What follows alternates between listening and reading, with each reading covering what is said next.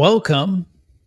Surprise, surprise. We have something exciting. Sometimes I get an itch to do something different, and it's an itch I've got to scratch.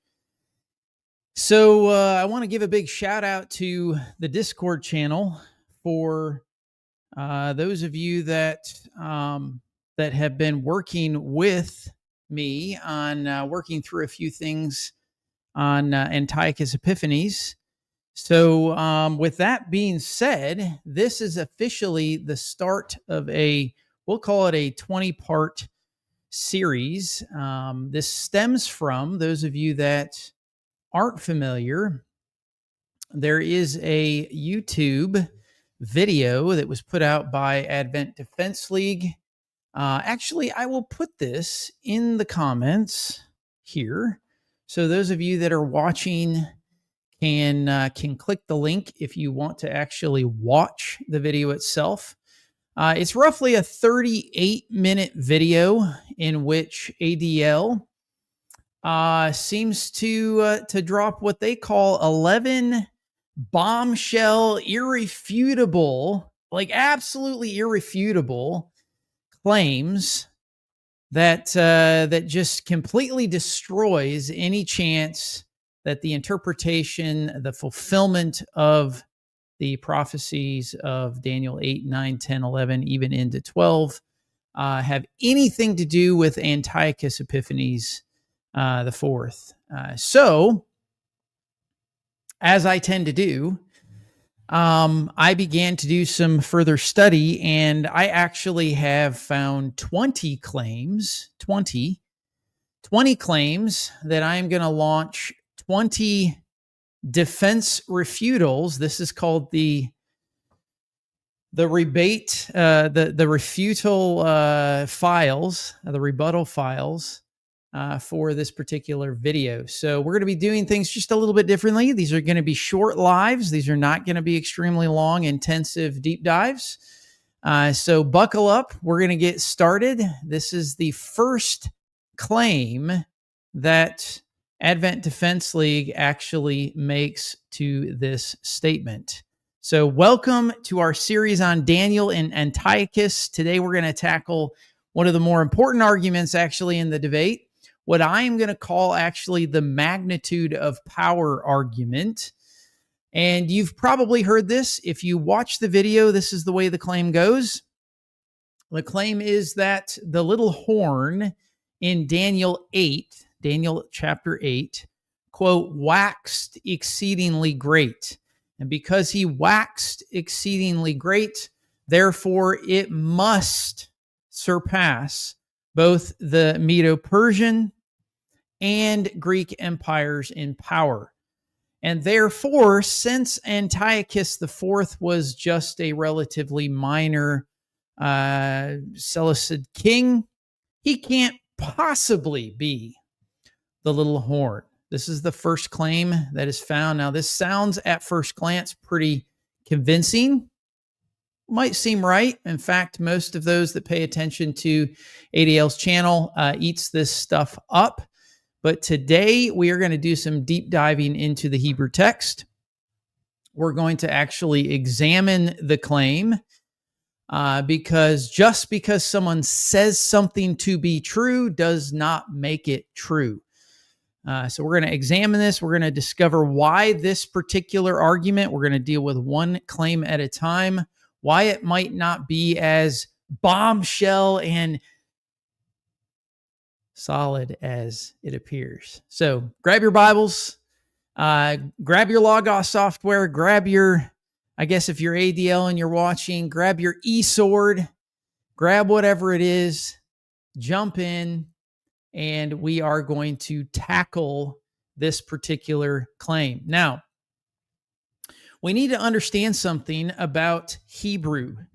And in Hebrew, we will see this term great, very great, or greatness in Hebrew. And so the first thing that we need to understand is what the actual Hebrew word for great actually means. And when I say what it means in Daniel's context. The opposing argument to this claim, the opposing argument assumes that when Daniel uses intensifying adjectives, okay, like great, very great, and then exceedingly great. We're going to read the text in just a second. The way it goes is, well, he's creating some kind of fixed quantitative scale of imperial magnitude. And again, this is why my particular rebuttal to this is called the magnitude of power argument. Let's look at the Hebrew. Let's look at the actual text and see if this is the case. We're going to be in Daniel 8. I actually want to read some of Daniel 8. Now, I'm specifically reading in the King James Version, not because I like the King James Version, but I'm doing this predominantly because ADL is fixated on the King James Bible. And so that's what we're going to strong arm and we're going to actually use in the refutal of this particular claim. So we're starting in verse 1 of chapter 8. I'm going to read kind of the first 12 verses here, 12, 13 verses, and then we're going to work through the text. In the third year of the reign of King Belshazzar, a vision appeared unto me, even unto me, Daniel, after that which appeared unto me at the first. And I saw in a vision, and it came to pass when I saw that I was at Shushan in the palace, which is in the province of Elam. And I saw in a vision, and I was by the river Ulah. Then I lifted up my eyes and saw, and behold, there stood before the river a ram which had two horns, and two horns were high, but one was higher than the other, and the higher came up last. I saw the ram pushing westward and northward and southward, so that no beast might stand before him. Neither was there any that could deliver out of his hand, but he too, according to his will, and became, now there's the word in question, great. Okay, that's the Hebrew word that we're going to be kind of fixated on here. This is hegdil, okay, or gadel. Depending on kind of how you say it. Now, I'm not a current Hebrew scholar. I will be working. I actually am in my master's program specifically focused in the original languages. So I reserve the right as I grow to actually change my opinions on this, okay? So here is the word itself.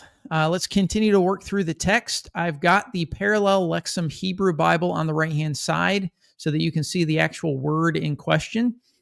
And as I was considering, behold, an he-goat came from the west on the face of the whole earth and touched not the ground. And the goat had a notable horn between his eyes. And he came to the ram that had two horns, which I had seen standing before the river, and ran into him in the fury of his power. And I saw him come close unto the ram, and he was moved with choler against him, and smote the ram, brake his two horns. Man, it's hard to read the King James Bible. And there was no power in the ram to stand before him, but he cast him down to the ground and stamped upon him. And there was none that could deliver the ram out of his hand. Therefore, the he-goat, here's the phrase, waxed very great. There's that word again, hegdil, along with this waxed very great. And when he was strong, and the great horn was broken, and for it came up four notable ones toward the four winds of heaven. And out of one of them came forth a little horn which waxed exceedingly great. So I want you to notice in the text, this is the way the argument goes, is that because these are being used with more power, that is kind of part of the argument that's being made by ADL for this, okay? Toward the south and toward the east and toward the pleasant land. And it waxed great even to the host of heaven, and it cast down some of the host and the stars to the ground and stamped upon them. Yea, he magnified himself. There's that word again. It's actually the same Hebrew word, magnified himself, even to the prince of the host. And by him the daily sacrifice was taken away, and the place of his sanctuary was cast down. And an host was given him daily against the daily sacrifice by reason of transgression, and it cast down the truth of the ground, and it practiced and prospered. I will continue to read the next 2 verses, and we'll end there and continue on our refutal of this. Then I heard one saint speaking, and another saint said unto that certain saint which spoke, How long shall be the vision concerning the daily sacrifice and the transgression of desolation, to give both the sanctuary and the host to be trodden underfoot? And he said unto me, Unto 2,300 days, then shall the sanctuary be cleansed. Now I'm going to pause there real quick now that you get the full context of the passage. Now you saw several times the word being used there is gadel. It actually transliterates as hegdil. Gadal is DEL is the transliteration of the word itself. The word in question, again, putting it on the screen, is this word for great, GDL. Okay. You also have the word very, which is moed, that will be added into this. A couple of things to pay attention to the text. Because I'm using the King James Bible, this is based on the Masoretic text. It may show up differently if you're using an NRSV, or it most certainly will show up differently if you're using like an NLT. It matters what manuscripts you're using in order to see the actual Hebrew words that are being used. We're in the Masoretic texts because we are dealing with the King James Bible, okay? The other thing I want you to notice is this line on the bottom is the MSS, which is the manuscript. That is the actual text of the Masoretic text. And you'll notice numbers being kind of assigned down here if you pay attention closely. That tells you the number to which the order from right to left that these Hebrew words show up. So this is the first word, number 1 in this line. The second one is the one that shows up as translated as male goat or goat. The third is this, which is a article, ha.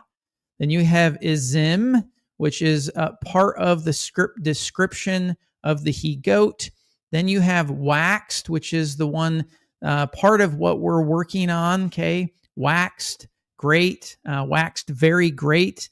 You'll notice over here the word great has this triangle with a 5 next to it. That's because it's telling you it's pointing to this particular word here, okay? Great actually isn't in the text. It's this word over here that's kind of a combination word that has the 5, 6, and 7. 7 does not actually get translated through the text. It kind of shows up as very great. Okay, so I want you to understand that the way the Hebrew text works.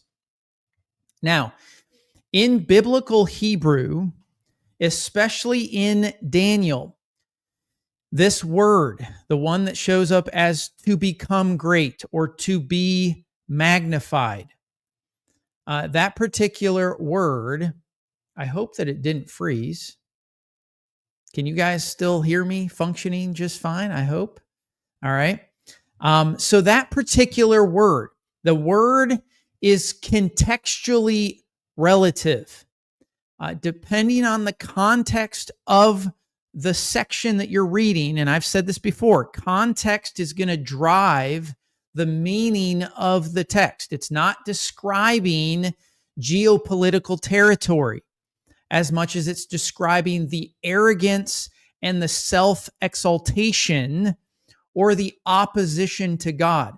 The reason this is really important in this context, let me just show you what I mean. Let's go back to Daniel, Daniel 8, and I want to go to verse 4, where the first, this first hegdil, or some will be translated as megadel, okay, just depending on, it's this GDL. There's no consonants in between. That's the lemma transliteration. So this particular word is described here as we see the ram. This is in connection to the ram, okay? I saw the ram pushing westward, northward, southward, so that no beast might stand before him. Neither was there any that could deliver out of his hand, but he did according to his will. Notice there, he did according to his will. I want you to notice the context of the becoming great. Okay?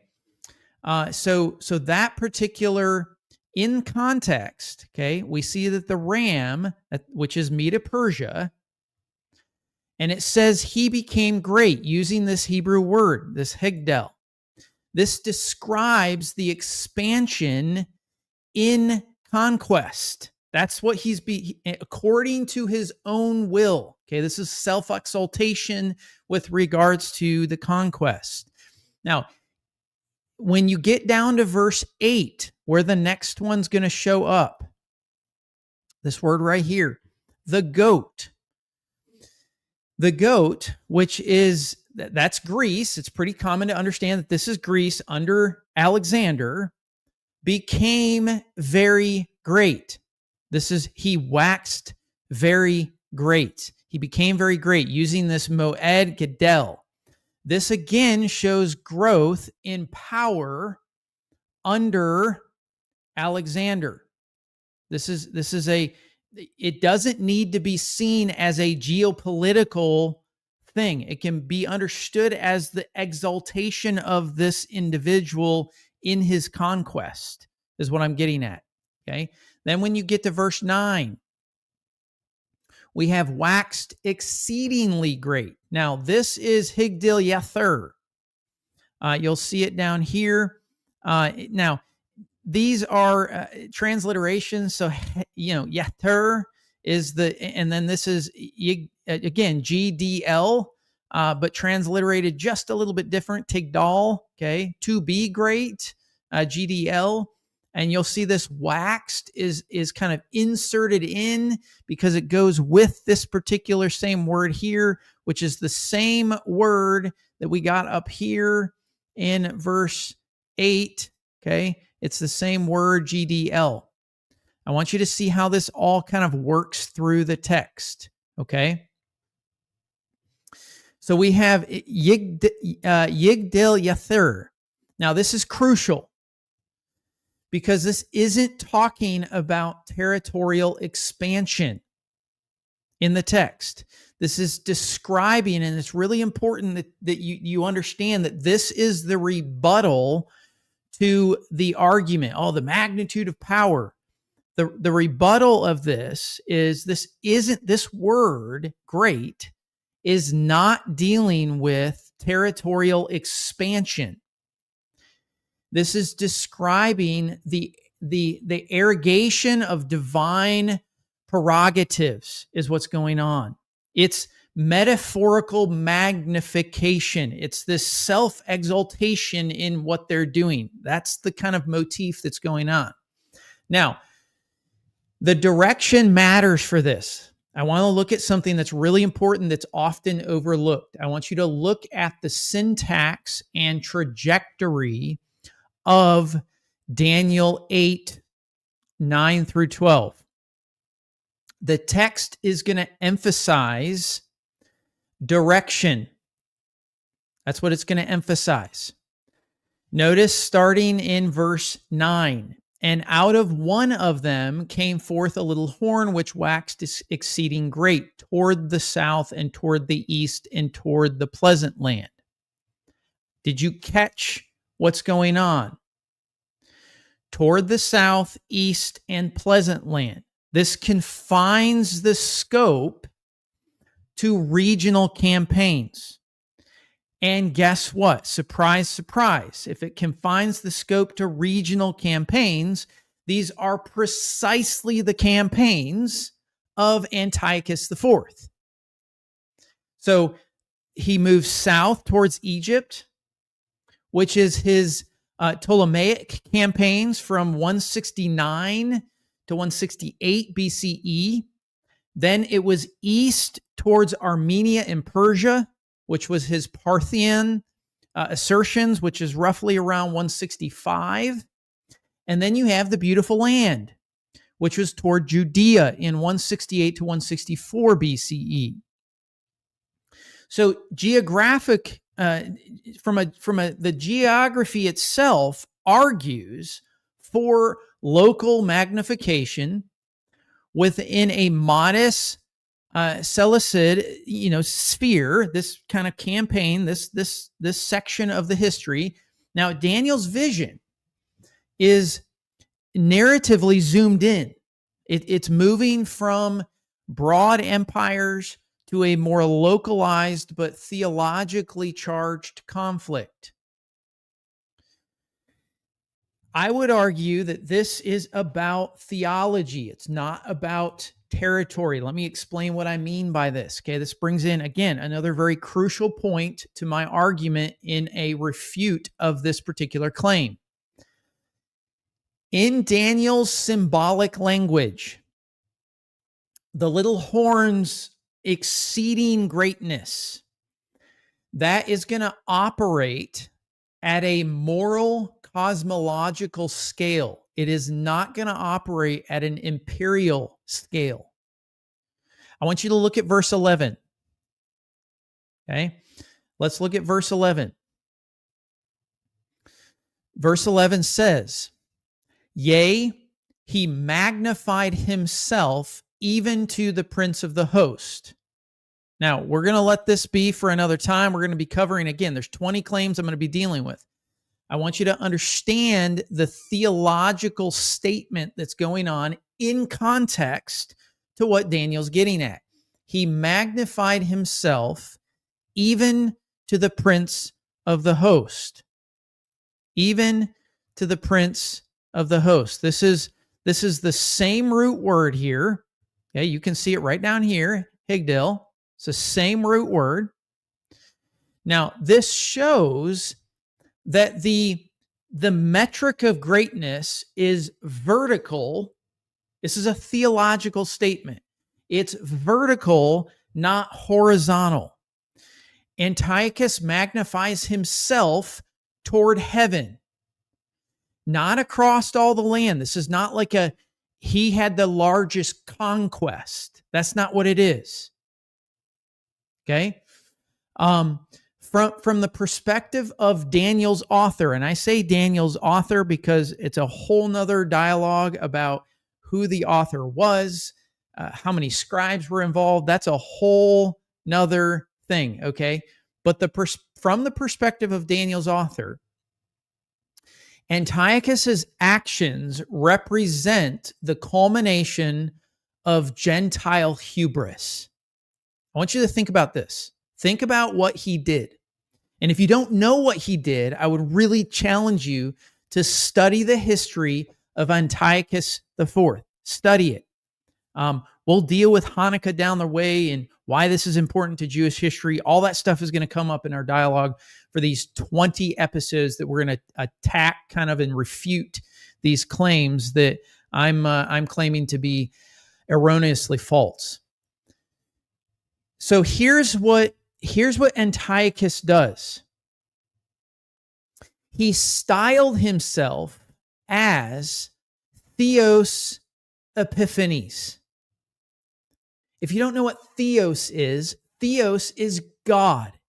God manifests. That is the way he styled himself. Theos Epiphanes. God manifest.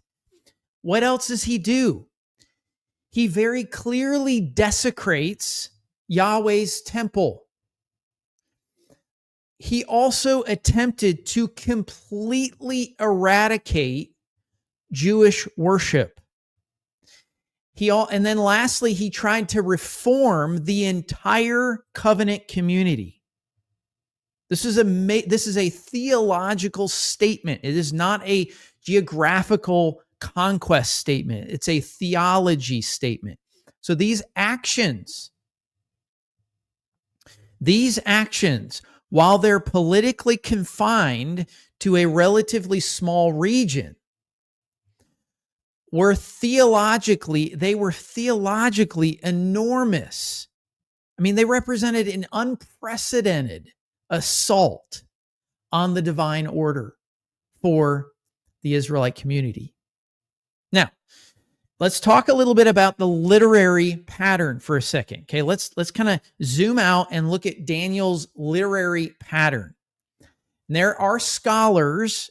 Now, I'm going to try not to focus so much on scholars per se. Okay, but if you're wanting to kind of get some additional approach to this, whether you agree or disagree with some of the information I'm sharing with you, I don't really have any new ideas. Okay, most of scholarship doesn't have new ideas. We are kind of ruminating with the evidence we have and trying to put pieces together and wrestling with the text. Okay, this issue with Antiochus Epiphanes is a long-standing debate. There is no like, oh, this is simple. Oh, irrefutable. You can't argue against that. That's a bunch of hogwash, pun intended, with Antiochus Epiphanes. Hogwash. You'll get it if you get it. Okay. There are scholars like John Collins, Lester Grab, that have noted that Daniel's symbolic imagery uses what we call hyperbolic escalation as a literary device. Hyperbolic escalation. So here's how it works. Each successive beast or horn is made rhetorically greater. It's not to chart literal territory growth, and that's exactly what ADL does. They go straight for the literal, like, this is what it is. See? Oh, Antiochus Epiphanes, he wasn't really that big of a deal. Refuted. Come on, guys. Okay. To dramatize the mounting, this is the whole point. Okay. He uses rhetoric to dramatize the mounting blasphemy of earthly kings who are going to challenge this divine authority. Now, the pattern shows up all over in Daniel. It's all over the place in Daniel. Look at let's just go to let's go to Daniel 7. I'm going to scroll up here. Daniel 7 verse 8. Okay.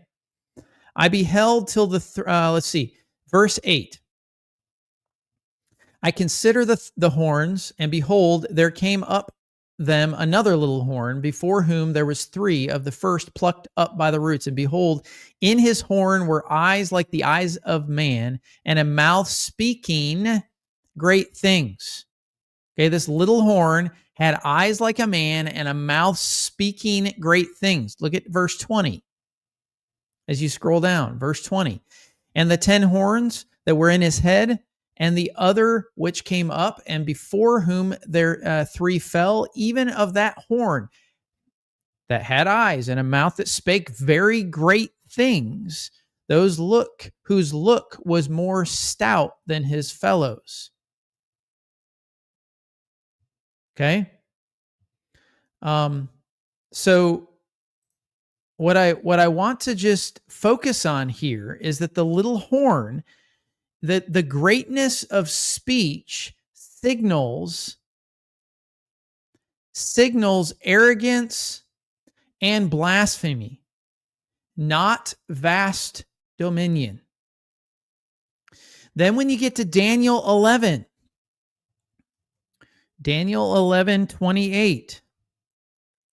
By the way, Sola Scriptura, I will absolutely start doing this more. So yes, you're right. Well, I'm just gonna give me a second here.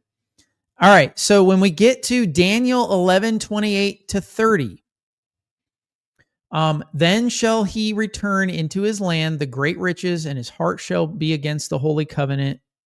and he shall be exploits and return to his own land. At the time appointed, he shall return and come toward the south, but it shall not be as the former or as the latter. Now, we're going to talk about this right here. This actually is going to be a part of, yes, this is a part of the campaign. These ships of Hittim, okay, or Kittim, it's all part of the campaign. Therefore, he shall be grieved and return and have indignation against the holy covenant.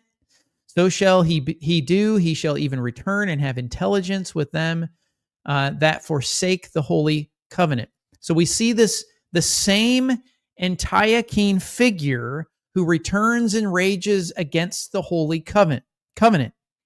It's this magnifying action is narrowly targeted against the covenant people. His attack is on the covenant people, using the same language as exceedingly great horn in chapter 8. Now, I want to show you something else. I want to show you something that's really, really interesting, okay? If you look at the phrase hegdil, let me go back to Daniel 8 here. If you look back at the hegdil yother, okay, this combines the he magnified with yother, which means excess or surplus. So you have this hegdil yother. I'm probably killing and destroying the Hebrew there, but it's this idea of he magnified combined with excess and surplus. This is in idiomatic Hebrew. Yother often carries this idea of exaggeration or being immoderate. Okay, so this phrase, hegdil yother, literally evokes this idea of he magnified himself excessively. It's describing a hubristic overreach. Okay, this is the refutal of the claim, that the first claim that we're working on. So here's the key. This phrase appears nowhere else in the Hebrew Bible to describe territorial magnitude. Hear me, friends. Nowhere else does this phrase describe territorial magnitude. Instead, it consistently signals towards moral or behavioral excess. So from a linguistic standpoint, exceedingly great absolutely, certainly does not indicate a comparison of empires by square kilometers, which is the argument. This is the absolute ridiculous argument the Advent Defense League posits in their first claim. It's hilariously ignorant of the Hebrew. Hilariously ignorant, okay? This phrase does not deal with, it's a comparison of empires in their like square footage of dominance. Instead, in context, in the original language of what the theology of Daniel is trying to speak of, it's excessive pride or blasphemy. And this is the reason why this idea, this motif, gets utilized and captured by other people later on in Scripture. So let's bring this all together, and then we'll close this down. These are going to be shorter sessions. Let's bring this all together, okay? The claim that comes from ADL, the claim that Antiochus IV cannot be the little horn because he wasn't geopolitically exceedingly great. That rests on what I would call an anachronistic reading. If you don't know what anachronism is, look it up. It's an anachronistic reading, meaning it's reading something into the text that isn't there. It's not present. It wouldn't have been even understood. Okay, it treats gadel or hegdil as a statistical measure rather than recognizing it as a theological escalation. From within Daniel's own idiom, his own cosmology, his own perspective, what Daniel understands, okay, Antiochus indeed waxed exceedingly great. Not by conquering continents, okay, but by embodying what the author saw as the ultimate human affront on heaven. I mean, this is the worst possible thing that you can do. Walk into the temple, slay a pig on the altar of Yahweh, spew, desecrate it with the blood of a pig. Like, these are the things that would be an ultimate affront on the heavens. This Hebrew phrase, hegdil yother, it conveys this arrogant overreach.